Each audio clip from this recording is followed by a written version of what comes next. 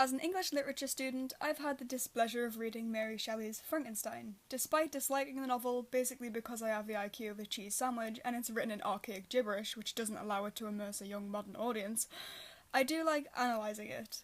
If you aren't on the same spec as me, I have to compare Frankenstein with The Handmaid's Tale, which is a hugely feminist text, which begs the question, how can you discuss the representation of women in Frankenstein? Is there anything to say? The answer is yes. Frankenstein The Handmaid's Tale can be contrasted and compared when discussing the exploration of gender.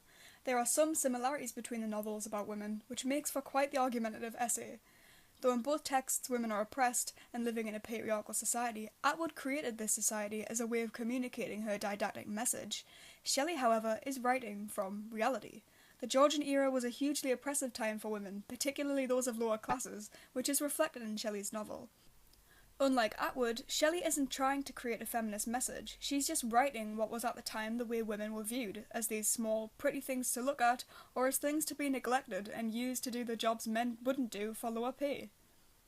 This attitude towards women is first made clear when we are introduced to the character Elizabeth, Victor's childhood friend and later wife. In the revised 1831 version of the novel, Elizabeth is adopted by Caroline Frankenstein from a lowly Italian peasant family.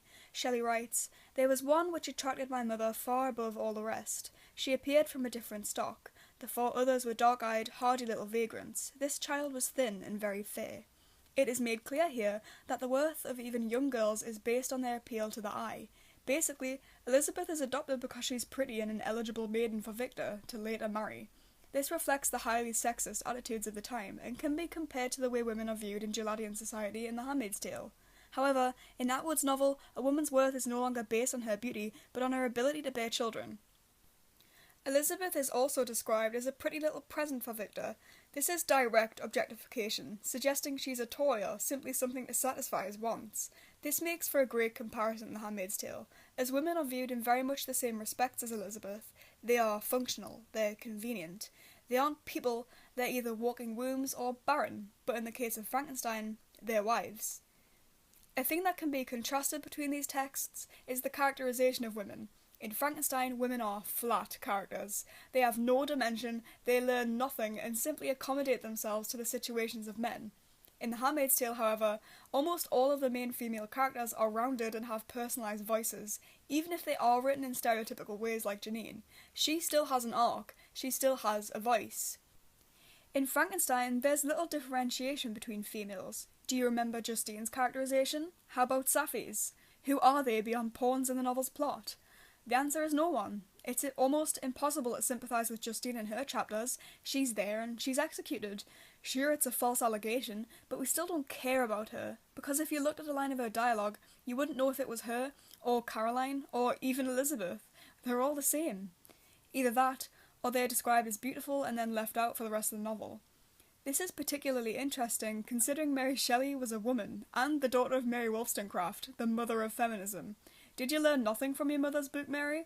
Or did all that time spent in a log cabin hanging out with misogynists do you in?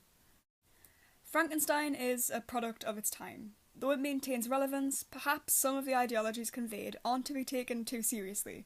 It's not a feminist text despite it having a feminist reading, unlike The Handmaid's Tale, which expresses concern for the female future and possible reversals of progress. Don't go too hard on Mary Shelley. She could have been a better woman, but if you were surrounded by men telling you what to do, you'd be unempowered too. And the novel's whole thing isn't about being introspective of old ideals, but of new ones that were emerging during the Age of Enlightenment and the Industrial Revolution.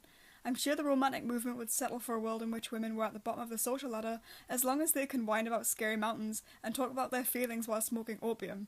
Luckily, we don't live in that world. Thanks for watching me blab on about this topic. Honestly, I'm completely screwed for my exam of prose if gender isn't at least linked with the question. But if it does come up, at least you can slag Mary Shelley off for a bit. Bye.